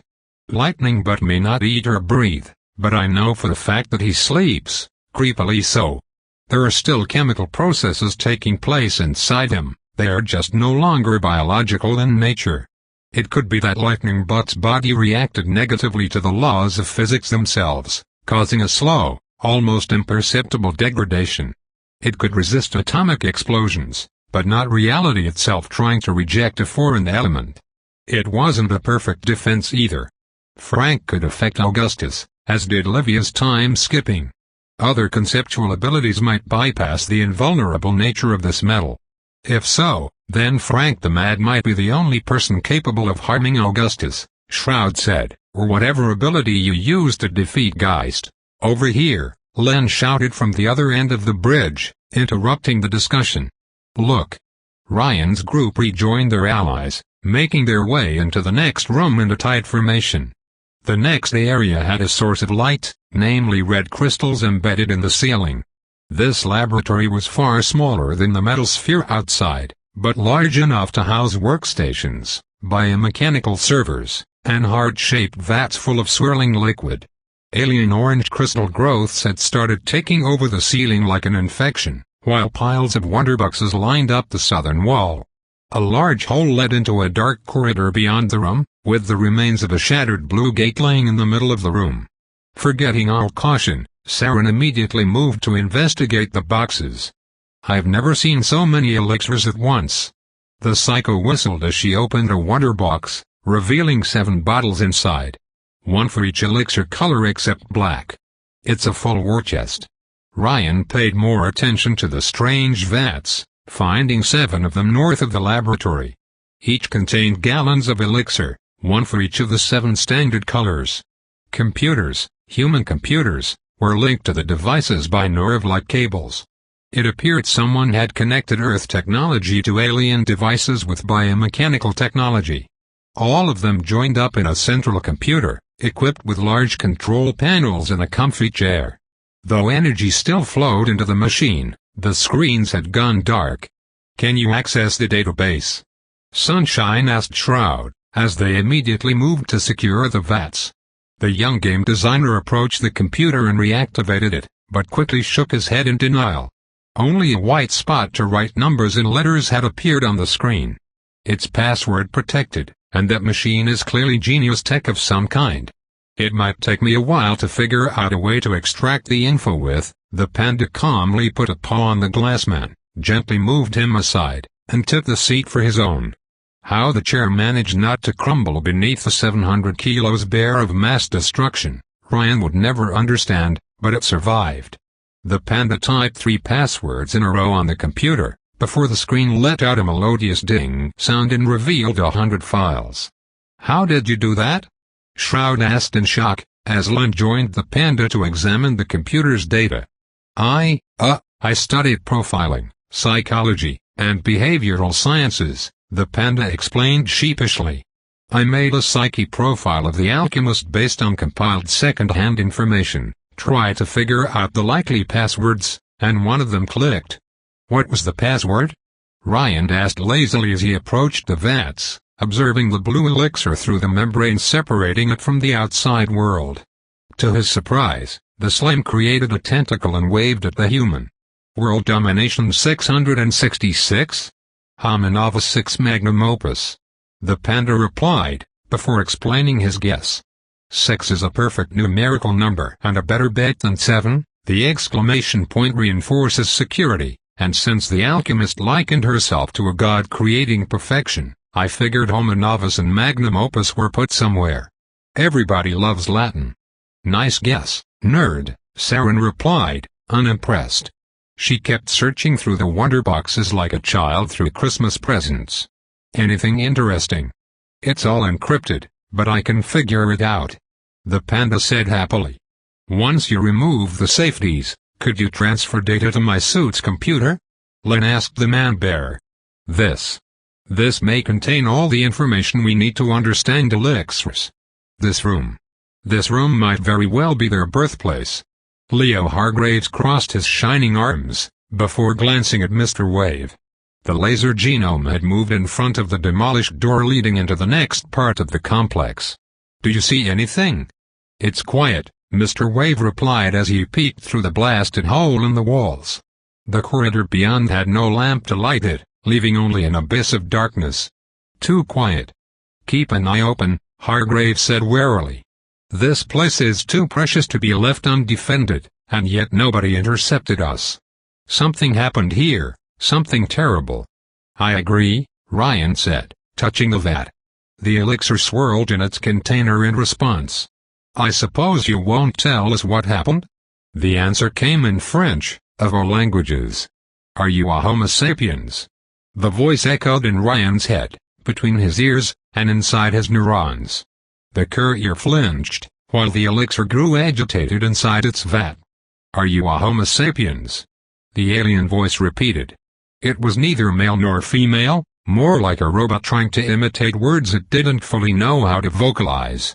Ryan glanced at his group, but none seemed to have heard the elixir. As he guessed, the creature used telepathy. "I have the pleasure of being one, yes," the courier replied in the French tongue while he focused back on the blue elixir. The answer came swiftly, and with a very different tone. "I'm so happy." The elixir let out a psychic sound that could pass for a squeal of joy, and its voice turned cheerful. "Do you want to bond with me?" Even though the voice sounded like nothing human, the tone reminded Ryan of an overactive child. Maybe later," the courier replied, taken aback. He sensed his comrades' gazes on his back. "What happened to the door?" "It fell down," the blue elixir replied, before instantly returning to the subject that truly mattered. "Can we bond now? Has later become now? That concept of time is so weird." "No, it hasn't," Ryan replied. "Can you tell me what happened? Look, I really, truly, deeply want to bond with you. Can we bond now?" "No," Ryan said, finding the creature's insistence oppressive. "No. Why don't you want to bond with me?" The elixir whined, annoyed and disappointed. "Don't you want to be happy?" "Rary, what is it?" Shorty asked. "Who are you talking to?" "Why in French?" Somehow that was the part that bothered Shroud the most. "Ignore him," Saren said, not even paying attention to the scene. "It's better for everyone. All I want is to have a passionate bonding session with you." The blue elixir continued to court Ryan, not taking no for an answer. The courier was tempted to call it nice guy. "I want to be with you. I want to be inside you, to know everything about you. I want to fill all your cells and molecules, until we become one. It will be great. I will learn everything about you, know you, love you. I will always be there with you, for you." The wording sent shivers down Ryan's spine. You can't force someone to bond. The courier protested, and this time half his team looked at him as if he had lost his mind. Or at least even more so. "You need consent. But all you have to do is let me out, so I can slip inside you." "I'm sorry, but I am already in a committed relationship with my violet elixir." The blue elixir didn't answer instantly, and when it did, its tone had suddenly turned into something far less friendly. "It only wants you for yourselves," it said. Ryan sighed, and he suddenly realized that elixirs being unable to talk might have been the alchemist's intended feature, rather than a bug. "It only wants you for your body. It doesn't appreciate you like I do. It doesn't know what you like. It can't make you happy, but I will make you better. I will make you super-duper smart, or warn you about dangers, anything you need to be happy. I'm sorry, nice guy, but I am elixir monogamous." Wait, did Ryan getting a black power count as cheating on his violet elixir with Darkling? The courier never considered it that way, but now he felt slightly guilty. "We can share." The blue elixir tried to haggle. "If there's not more than one, I'm sure we could share. Even if your elixir doesn't understand what you need, I'm sure I can teach it. I can fix you." "All right, this had gone on long enough." "Look, I'm not interested, but I know people who might be," Ryan said, trying to distract the creature. "There's a girl called Sarah, who I'm sure you'll get along with. Or Simon." "Oh." The blue elixir calmed itself. "Are they Homo sapiens too?" "Yes." The blue elixir let out a happy squeal. "When can I bond with either of them?" it asked. "Can't I bond with them now?" Ryan glanced at his comrades, their embarrassed silence music to his ears. His eyes then wandered to the psycho in the room. "What?" the lovely Saren asked. "Don't look at me like that, you double-timer," Ryan replied in his native tongue, before glancing back at the other captive elixirs. Since one of them could talk but not tell Homo sapiens apart, the courier wondered if they were in the process of being conditioned. "On a second thought, I don't even want to know," the psycho replied, grabbing a wonderbox for herself. "Are we done yet?" "Almost," Len said, trying to find a spot to link the computer to her suit. "Shush, Mr. Wave is hearing something," the genome said, his body shining with bright red light. Mr. Wave knew he couldn't pass unnoticed. Indeed, Ryan's suit picked up sounds approaching from the corridor. A thump, then another. Footsteps. The elixir suddenly started to get agitated, and Ryan sensed something familiar through their psychic link. An emotion as old as life and time. Fear. "It's them." A green visor appeared in the darkness of the corridor, followed by an alien giggle. Chapter 113 First contact started with a fight, but to mankind's credit, the aliens shot first. Ryan barely had the time to activate his power and push Len and the panda down, as the mysterious intruder fired a crimson ray into the room. When time resumed, the laser had vaporized the computer's chair and blown a molten hole in a metal wall. Mr. Wave, who could move at light speed, sidestepped to dodge the attack, while Saren and Sunshine were immediately on high alert. Shroud turned invisible, as he usually did. The creature quickly stepped into the laboratory, in all its inhuman glory. The horror was a biomechanical, humanoid abomination 3 meters tall, its entire body covered in crimson-orange metal armor. A strange, black biological growth taking the shape of an organic cannon covered the right arm, while the left arm's humanoid hand had claws as sharp as knives. The armor showcased reptilian green eyes on the shoulders and the chest, while as it rolled down a fanged mouth where the stomach should have been.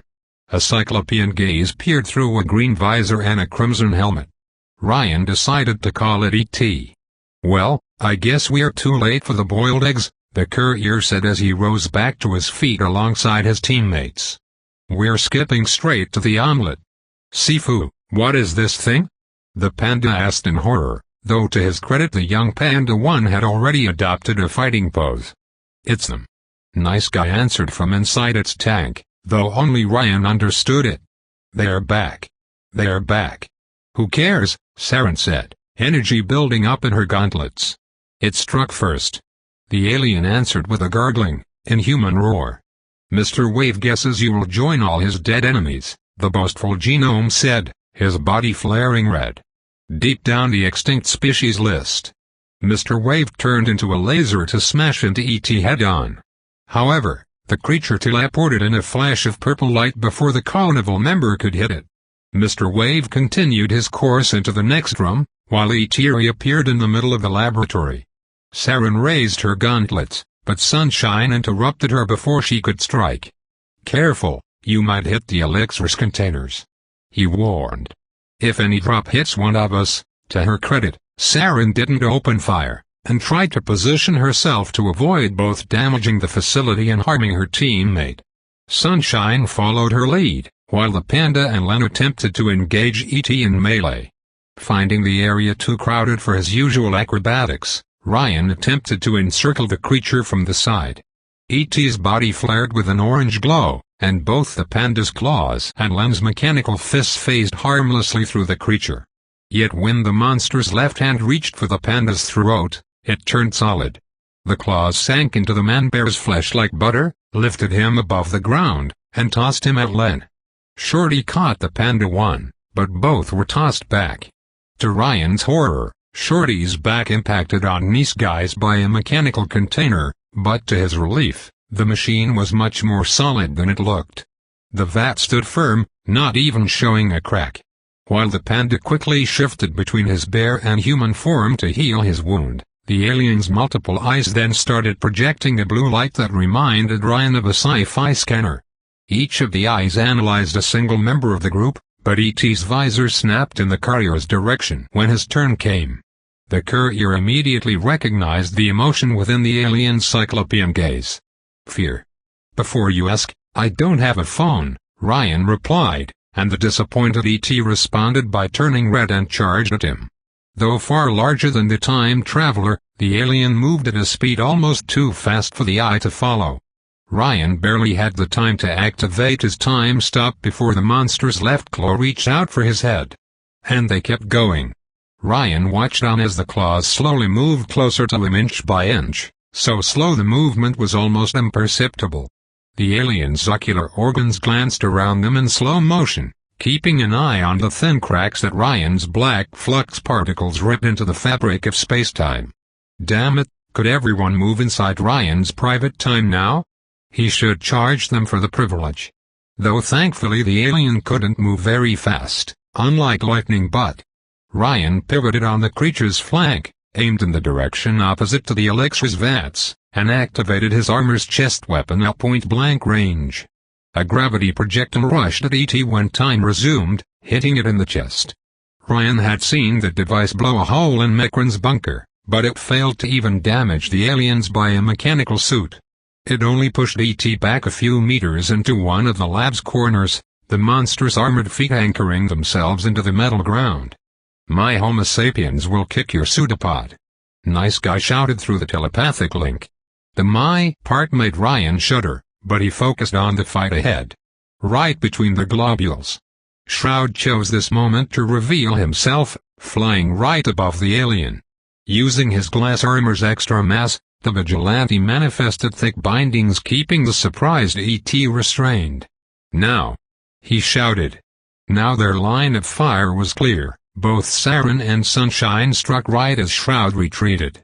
The cornered E.T. took a blast of solar plasma and a powerful shockwave to the face. Or it should have, if it hadn't manifested a white, rounded energy field right before the impact.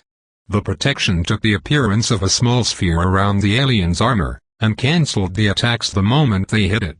Solar flares and red shockwaves were instantly cancelled, while Shroud's glass restraints turned to harmless glass dust. White flux. The creature could use a variant of Cancel's power.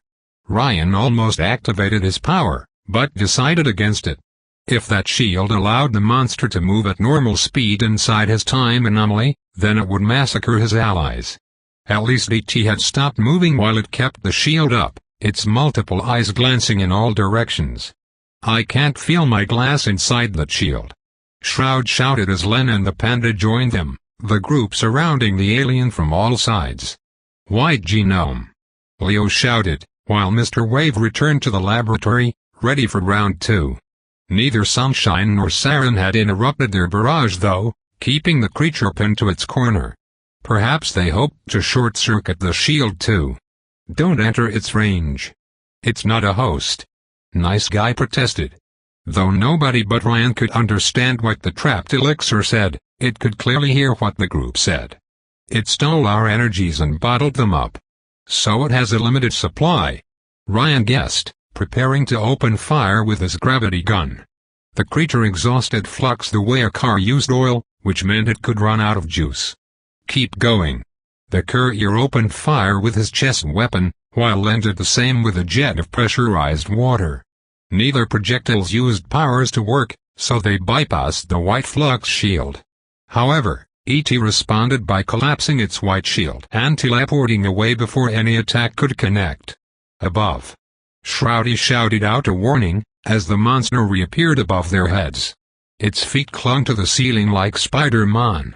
The alien raised its organic, right-hand cannon. The weapon shifted to reveal a dozen mouths on all sides, each spitting out a spiked, green seed. The group dispersed in all directions to avoid the barrage, even the living sun. He was wise enough not to take an unnecessary risk, and right to do so. When the projectiles hit the ground, their spikes immediately expanded into fanged roots capable of shredding through the steel.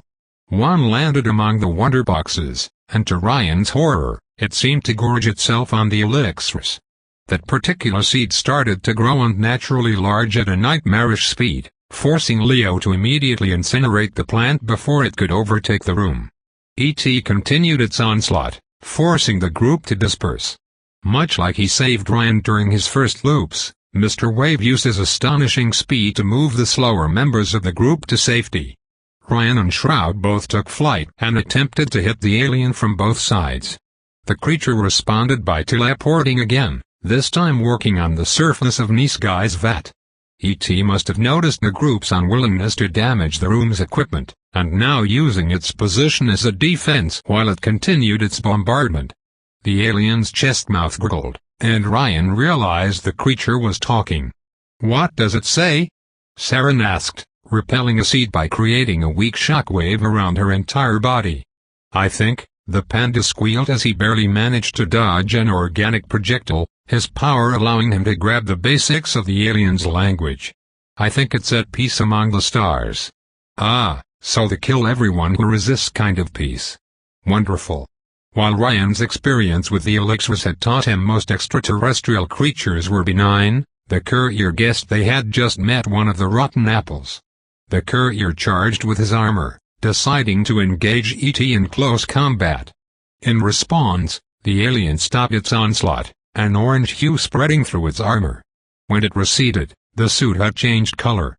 From the plates of crimson to the visor, all parts of the armor had turned into ivory. Into adamantine. The creature could change its armor's material on a molecular level, even into something indestructible. Yet in this case, that was a mistake. The alien arrogantly leaped on the ground, hand raised to engage Ryan in close combat. Its adamantine claws could tear the Saturn armor apart like butter. "Don't," Mr. Wave warned, attempting to prevent a close encounter by ramming into ET himself. But the extraterrestrial thing didn't even register his presence, the living laser bouncing off its indestructible armor like a tennis ball on the wall. The alien charged at the courier with mechanical determination. When Ryan was within a few inches of the alien, he froze time and punched it in the helmet. E.T. didn't even attempt to dodge, as arrogantly confident in its invulnerability as lightning but.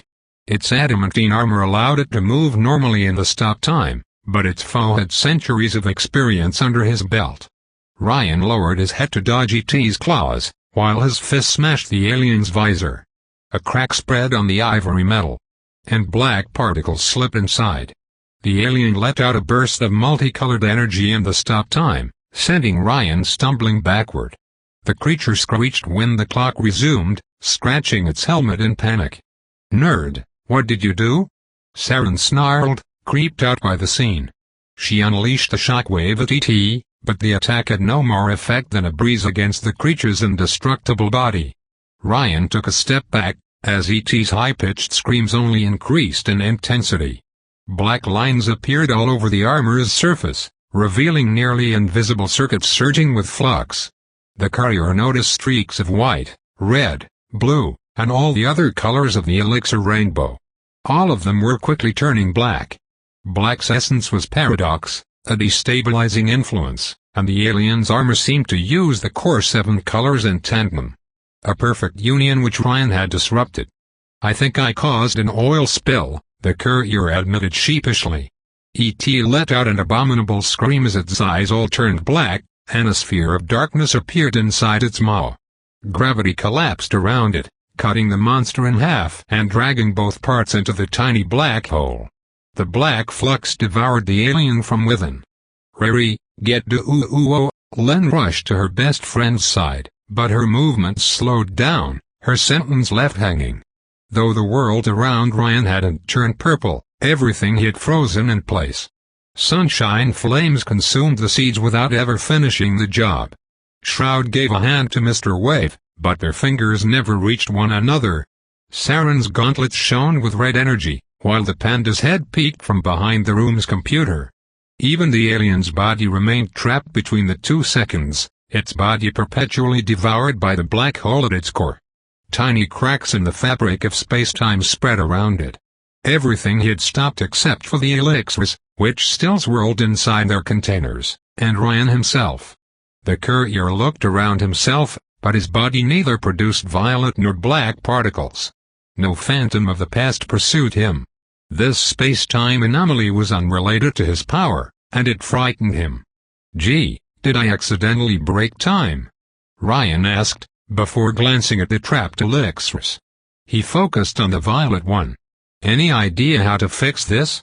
To his surprise, the violet elixir answered with a telepathic message of its own. "Are you a Homo sapiens?" it asked, hopeful. Ryan sighed. "No, I'm a platypus." "Oh. I am sad." Apparently, though they could understand the human tongue, sarcasm was still beyond an elixir's power. The black does as it wills. Of course it did. Ryan approached the black hole, in case he could close it the same way he had once opened a gate to the black world. "My friend." Though it echoed in Ryan's mind, the voice didn't belong to Nice Guy, or the violet elixir. The courier could have recognized it among any other. Ryan peeked into the black hole, a speck of darkness no bigger than a finger. It was no bottomless pit, but a door. A portal to a familiar place. "Darkling?" Ryan called out into the void. And it answered, with what could pass for psychic frustration. "My name is not Darkling." "Yes it is," Ryan replied, though he let out a breath of relief. "I'm glad to hear from you too, my alien minority friend. We have little time." The alien warned, going straight to business. "When the black flux has finished consuming this creature's flux reserves, the door will collapse and time will resume. I cannot talk to you for long." Ryan let out a sigh of relief, thankful he wouldn't need to reload to put time back on track. "How is it even possible?" he asked. "We needed a particle accelerator to open the portal last time. Space-time in this metal prison is irregular, thin. I believe it was meant to be, to open doors to the higher realms." And as it was often the case with would-be summoners, Ava Faber had probably summoned something she couldn't put down. That would also explain why Ryan's black flux particles had such an easy time destabilizing the pocket dimension. "I have observed this place from the black world. where time holds no sway. From this portal, I have seen the past. And the present. I watched. And I learned. Can you tell me what this place is? Ryan asked, glancing at the facility. Once there was an empire. In another universe. That established contact with the higher realms. Darkling struggled to find the words. Though it had spent quite a lot of time around Ryan, he still had trouble with human concepts. They learned to use flux to fuel their technology. Before trying to enslave my kindred to ascend by force. After the Ultimate Ones brought them low, they fled here. To your universe. Remembering Bacchus' story, Ryan put the two and two together. The alchemist found this ship after it crashed, he muttered to himself. She used their technology to create genomes, so we could have a fighting chance, if these creatures went after us. Yes, but... She was wrong. What do you mean? I have asked the Black Ultimate One for answers. The empire that built this ship collapsed many decades ago.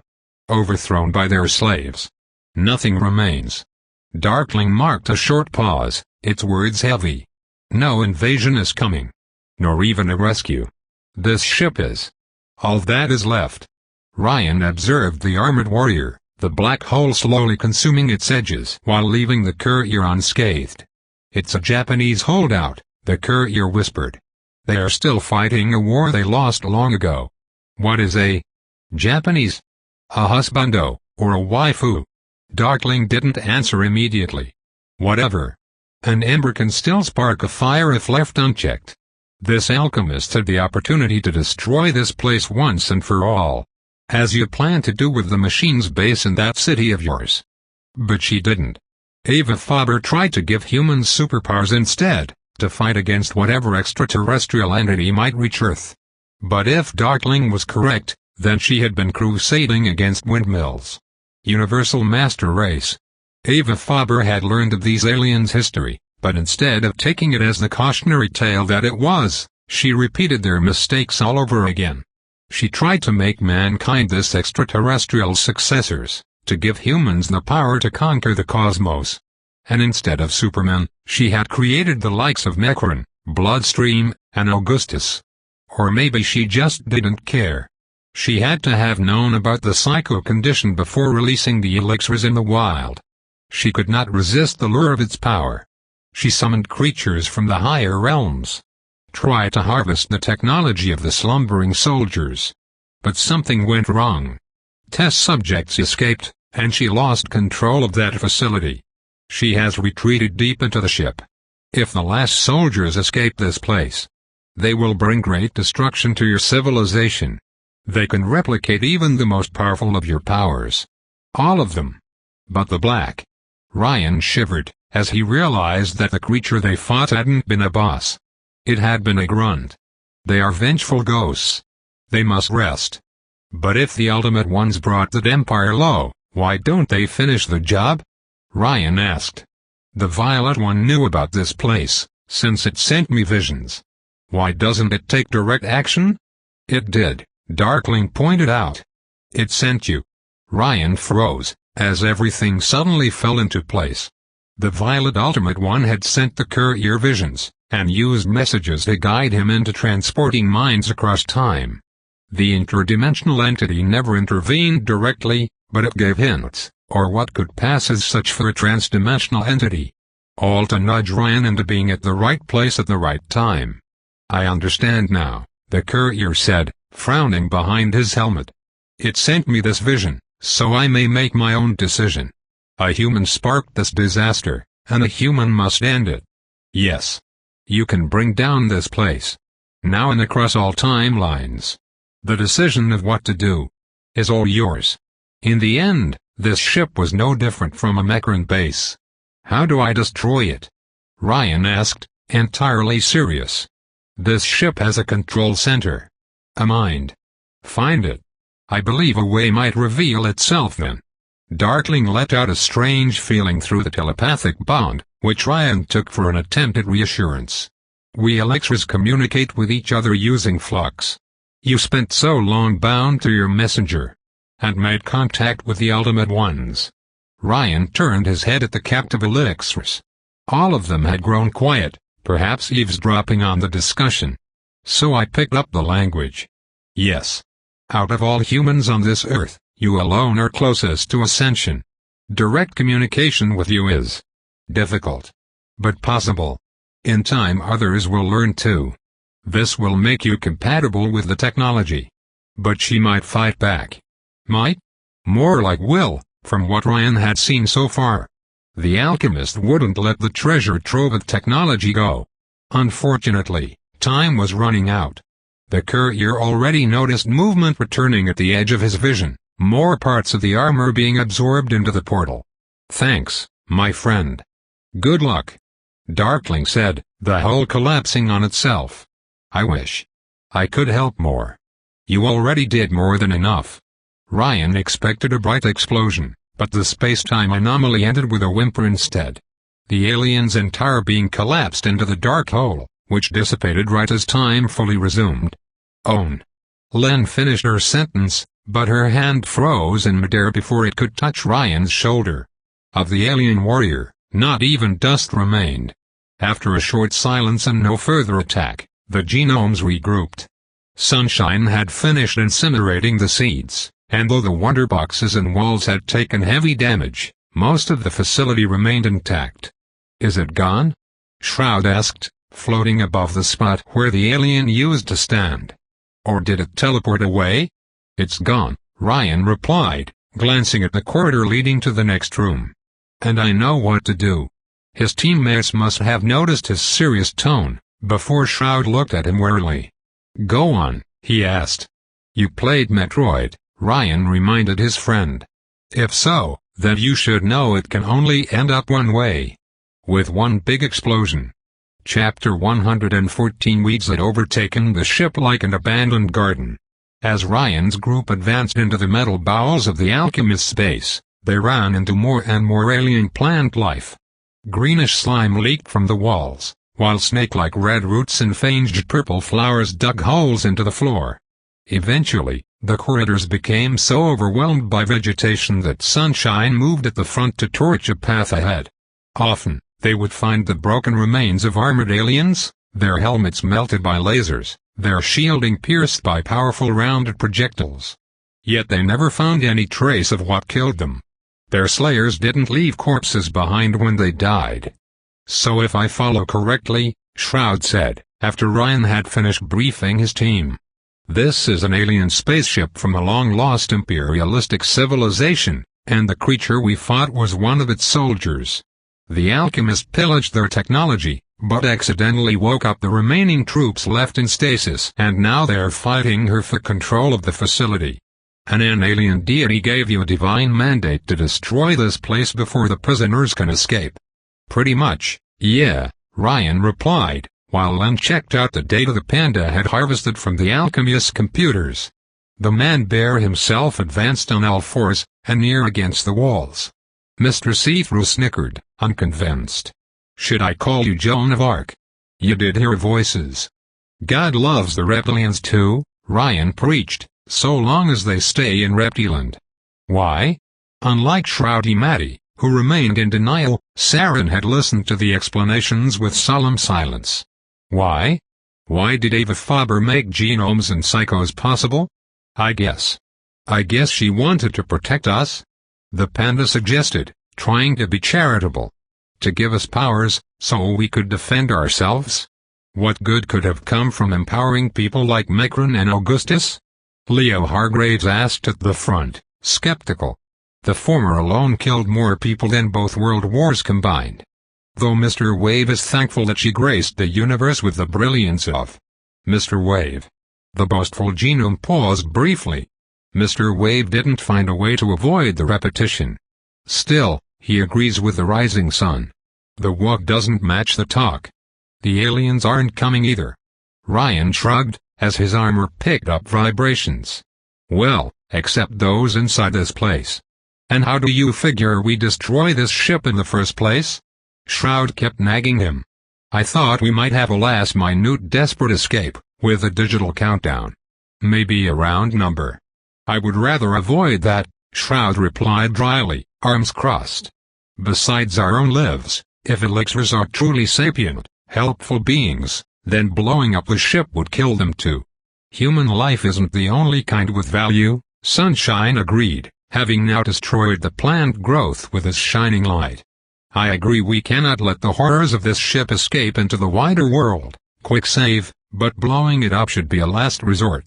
Truth be told, Ryan kinda hoped that reaching the ship's control center would provide an alternative solution too. Nice guy might have been grating, but Shroud was correct that it deserved to live.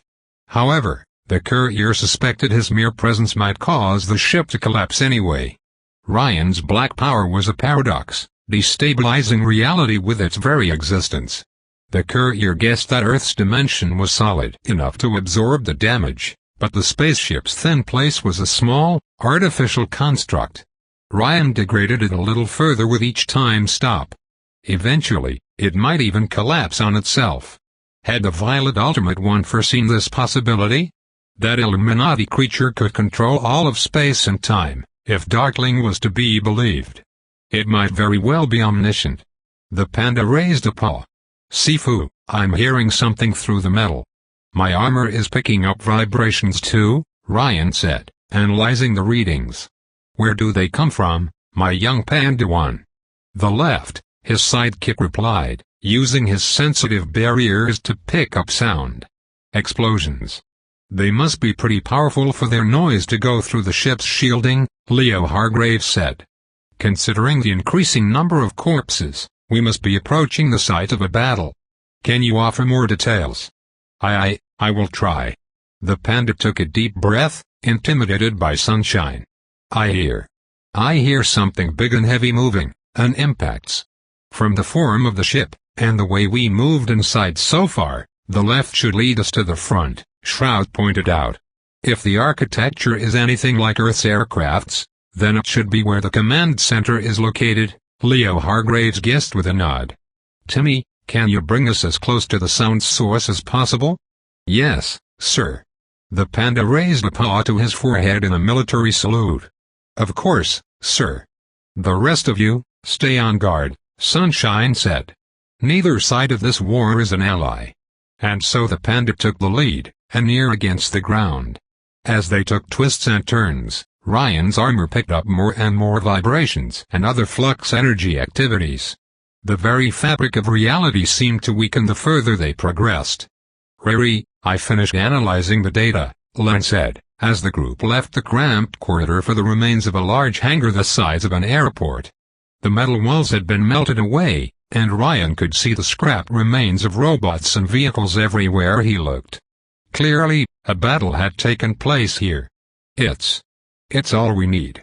Saren's head snapped in her direction. For me? You could make a cure. Yes, Len replied, before hesitating and avoiding Miss Chernobyl's gaze. She wouldn't like what came next. The psycho in the group clenched her fists. Go on, Nemo. Don't sugarcoat it. The alchemist. Len took a long deep breath. The alchemist already has a cure. Had it from the start. Saren abruptly froze in place, causing Shroud to bump into her back. Repeat that, the psycho said. But now her armored gauntlets had clenched so tightly, that Ryan worried she might break them. Saren's heavy gaze troubled Len. I should start at the beginning. If I understand the data collected.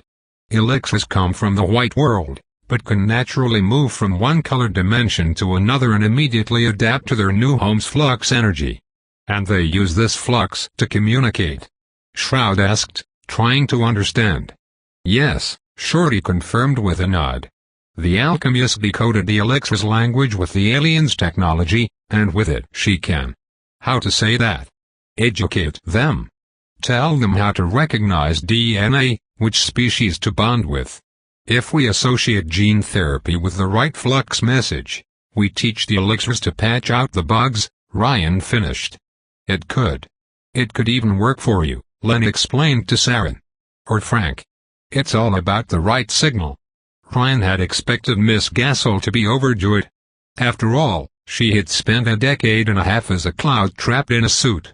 The possibility of becoming human again was a dream come true, and her previous self had been willing to consider murdering Ryan when she thought he wouldn't deliver. However, Sharon had picked up on a worrying detail and wouldn't let it go. She had a cure, she said, her voice low and furious. That bitch had a cure all along, but didn't release it. Psychos weren't a bug, but a feature. Even Mr. Wave had turned serious. Why would she do that? Why would anyone do that? I cannot say, Len replied. All psychos are sterile due to their unstable genetic code, so they can't replace mankind the way genomes will. But what about the children of two genomes? Leo Hargraves asked at the front. I only know a few who were born after one or both parents consumed an elixir, Narcinia included. If a genome was above 15 years of age, they could only have earned their power from an elixir. Even Fortuna and Felix had taken the elixirs, unlike their adoptive sister. If the creation of psychos was intentional, do children of genomes risk mutating too? Sunshine asked, clearly worried for innocent lives. I've seen a few genome children in my life, and all of them turned out fine, Ryan said. Also, in cases of one parent having powers and the other not, the child inherited a variant of the parent's abilities. I couldn't really figure out why exactly though. It's because elixirs use asexual reproduction, Len said. Like jellyfish. But they can also alter their double's makeup during the duplication. Ryan blinked behind his helmet, as the truth dawned on him. Wait, so if I had a child with a normie, my elixir would duplicate and pass on to the kid? To his horror, Len confirmed the theory with a nod. If one parent is a genome and the other is not, the elixir duplicates, fuses with the fetus, and slightly adapts the power to the new host. The thought of Ryan's children inheriting his power chilled him to the bone, and made him thankful that he had taken precautions against having a descendant. His power in itself was both a blessing and a curse, but in the hands of a child, it would make for nightmarish teenage years. If the parents are both genomes. Len cleared her throat. If both parents are genomes, the elixirs communicate during conception to avoid the pitfalls of the psycho condition. Instead of competing for a host, only one of the elixirs duplicates, but takes some information from the other. Since the child doesn't yet have dreams and desires yet, the child's elixir creates a power based on the two parents. So, to take Narcinia's example, Leo Hargraves asked, she was born a green genome, but with her power also being influenced by her father's yellow ability? Her mother could alter life, and her father could cut through anything, Shroud said. She can create life by cutting herself. Definitively green, but with some yellow inspiration. And since the children of genomes were always stable genomes, no matter the parent's nature, their numbers would only increase with time. Homo novus would phase out Homo sapiens, the way they did with the Neanderthals. Then what if? Shroud crossed his arms. And this is terrible to say it, but what if psychos were meant to kill as many normal people as possible? If the alchemist's plan is to make genomes supplant normal humans, psychos by nature target other genomes first, Matty, Ryan reminded him. And the random nature of powers meant creatures with world-ending powers like Bloodstream could arise. It can't be the only goal. While they had been arguing, the panda had reached the northwestern corner of the hangar. Sifu, we're close. He raised a paw at the wall. I can hear the source in this direction. We might have to take a detour, Leo Hargraves said, not finding any door. Mr. Wave, could you quickly tour the room and... Sharon furiously raised a fist at the wall, and unleashed a fearsome shockwave at it. The black steel, brittle and weakened, cracked and collapsed before Mr. Noble's onslaught. A terrible noise echoed through the hangar, followed by a cloud of green and dark dust as the attack revealed a path into a new, gigantic corridor. The courier heard the sound of lasers, explosions, and most importantly, voices coming from it. I forgot to explain rule number 4. Ryan glared at Sharon, hands on his waist. Avoid making too much noise. Too late, nerd, the furious psycho replied before stepping through the hole, her hands shaking in anger. Now she didn't want answers, but revenge. When I find her there will be blood, and it won't be my own. Ryan didn't have the heart to deny her wish, the rest of the group cautiously following her. The courier closed the march with Len. "Shorty, would that cure work on you-know-who?" Shorty looked down at the metal floor. Past a certain point, if a psycho couldn't stabilize their genetic code, the damage becomes so extensive that not even elixirs can correct it. She breathed long and deep.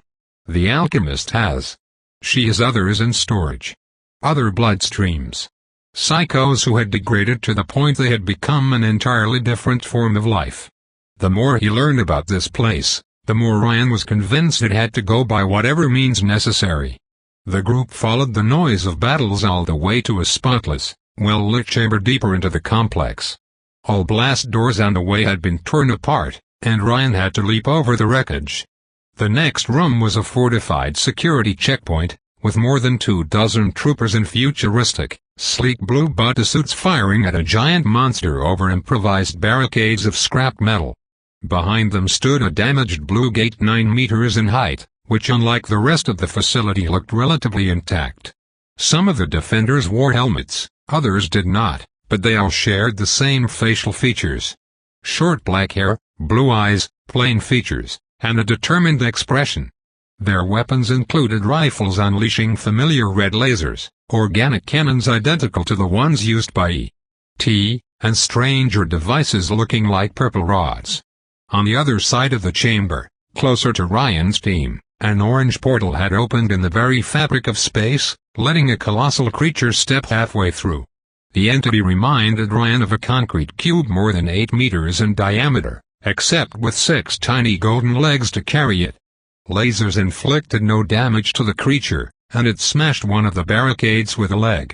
The blow sent scraps and troopers flying, the soldiers collapsing into blue particles when they hit the gate behind them. The survivors with rods used them to unleash violet projectiles tearing space apart.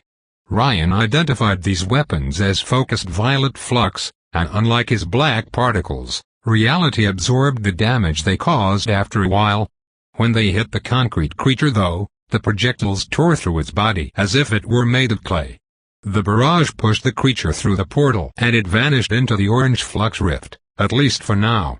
With the threat dealt with for now, the troops peeked over the improvised fortifications to observe the newcomers. Ryan's group moved between the barricade and the portal, careful not to be close to any of them. "Ava Faber, I suppose?" the courier asked. "You have a lot of twins."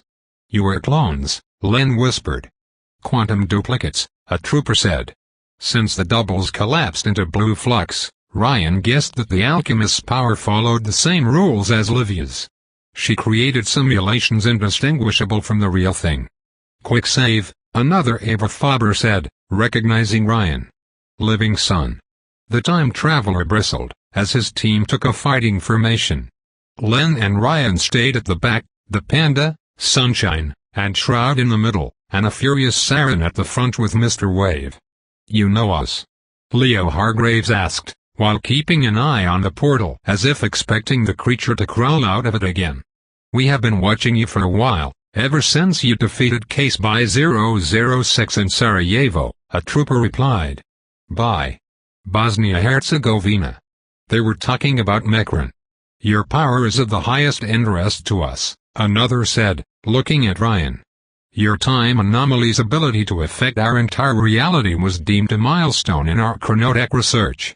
We made plans to safeguard your genetic data for future storekeeping, but other projects demanded our full attention. We saw you on security cameras, but the situation here is critical. We would be happy to discuss that, after reasserting direct control," a clone finished. "Will you help us?" "Hell no." Saren took a heavy step forward. "Why?" The Ava clones all raised an eyebrow at the same time, some exchanging glances. "Why should you help us?" one of them asked. "This facility is under attack by hostile extraterrestrial entities that must be eradicated for the sake of the human race." "Why the fuck?" Saren snarled, hands raised at the doubles. "Why the fuck did you turn me into this?" "Who is she again?" one Ava Faber asked her doubles. "One of the mutants working with Case USA 3682, another trooper answered. "Codename Adam the Ogre." "Oh yes, I remember. But I don't think we gave that one a case file. Don't think so either. Sharon could clearly barely restrain herself from murdering them all where they stood. You don't even know my name. We didn't need to, and Ava shrugged, uncaring. We didn't force you to take 2 elixirs, if that is your question, another had the gall to say. If you experience discomfort, blame your greed. Sharon raised her gauntlets to blast them, but Mr. Wave quickly moved in the way to stop her. Leo Hargrave still had questions, though his radiance had turned into a more scarlet shade of crimson than usual. His body language radiated restrained anger. Why make it possible to create psychos in the first place? The carnival leader asked, while Ryan observed the troopers. Something bothered him about them, but he couldn't explain why. Why all this sorrow? For mankind to take their rightful place as masters of the universe, one of the Avas answered calmly. As for psychos, if by that term you refer to bicolored mutants, we wish to understand how flux abilities from different colored dimensions would interact together, another clone added. We thought the potential synergies would greatly surpass monocolored powers, perhaps even lead to a genome capable of overwriting reality itself. But we couldn't test the theory on a small sample of people. We needed something larger. We were lab rats to you? The panda asked, his cute burr-like face morphing into a horrified expression. But you could have destroyed the world. She did, Mr. Wave replied, clearly not amused. And she left it for Mr. Wave to piece it back together. Do you think we are so careless? One Ava asked, completely oblivious to her own hypocrisy. The ecosystem damage was taken into account. We had enough genetic samples to clone a human sustainable population if the worst came to pass, and projects for Martian colonies. The chances of Earth's destruction were considered slim. Almost negligible. An acceptable loss, if the worst came to pass. Less drastic alternatives might have failed to establish a suitable Homo novus population. Mass release guaranteed Homo sapiens decline within 200 years, according to our projections. You ruined this planet, you insane sociopath. Shroud snapped. You killed billions. The outburst didn't even faze them. Yes, a patient often experiences significant pain when the shock treatment is used, but in the end, what matters is that the cure works. Mankind's temporary discomfort will be quickly forgotten in the next age, when we establish colonies in the solar system and expand. You don't care about mankind, Sharon snapped. You pay lip service to it, but deep down you don't give a shit. Energy built up in her gauntlets. You're just like Adam. We don't eat people, a clone replied, completely missing the point. Now, if you were done with your childish tantrum, we would be happy to teach you why this was necessary after we retake the facility. Do you? Though he couldn't see her face beneath the armor, Ryan recognized the anger in Len's voice. She hadn't sounded this angry since she learned of how Dynamis turned bloodstream into a product. You killed billions. Ruined my father's life.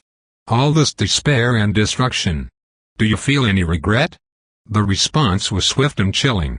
No, all the Avas answered at once. No, of course not, one said, as if it had been a stupid question. Imagine a time when humans will reshape the very fabric of reality, like painters with a canvas. The universe is a dangerous place, continued another. A stress test was necessary to prepare mankind for the dangers ahead.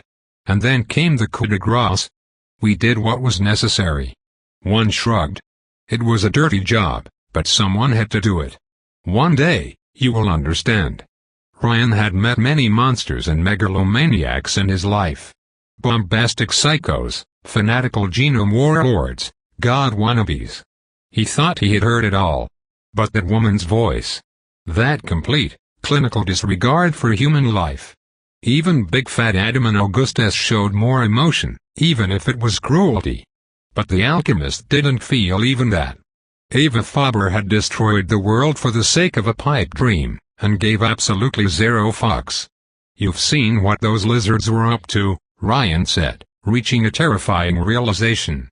I wondered why you never even considered that following in their footsteps was a terrible idea, but now I understand. Elixirs grant people their dearest wishes, and yours was to have an army of copies telling you how great you are. You turned the spaceship into an echo chamber. We considered that possibility and dismissed it, the Avas all answered at once. We all are simulations from different universes. But you're still somehow all Ava Faber, Ryan pointed out. Don't you get it? You may have different experiences, but there are enough similarities that you still count as the same person. Enough that you can complete each other's sentences. If she truly created different simulations, then some would have protested against this horrifying course of action. But none of them did. Of course her power wouldn't summon copies that could oppose her, and whatever good intentions she might have had, years with only slavish clones for company had slowly eroded Ava Faber's critical thinking. She was even more narcissistic than Augustus. I have heard enough. Sunshine floated above the ground, no longer a warm morning sun, but a vengeful fireball. Carnival, arrest this woman, he ordered. Shroud turned invisible, Mr. Wave cracked his knuckles and stepped out of Saren's way, while even the panda looked furious. Len herself prepared her water cannons, thoroughly done with words. Ava Faber, you are under arrest for genocide, human experimentations, and crimes against humanity. If you surrender, you will be granted a fair trial before a citizen jury. Resistance will be met with lethal force. You want to arrest us? An Ava asked. The worst part, she sounded genuinely surprised. Years spent with only her clones for company had eroded all potential for self-reflection, to the point that she had expected the other genomes to fall in line on principle. We made you into gods. Then you shall be smote. Mr. Wave replied while turning into a laser, and charging straight at the barricades. The Avas answered with a volley of lasers, and Ryan froze time while his team prepared to charge. The courier looked up at the orange portal still fluctuating in the frozen time, and then at the giant gate behind the alchemists, as blue as the sea. Beyond this door was the starship's command center. He could feel it in his gut. Now, he just had to fight his way inside. Tobe continued. Thanks for listening.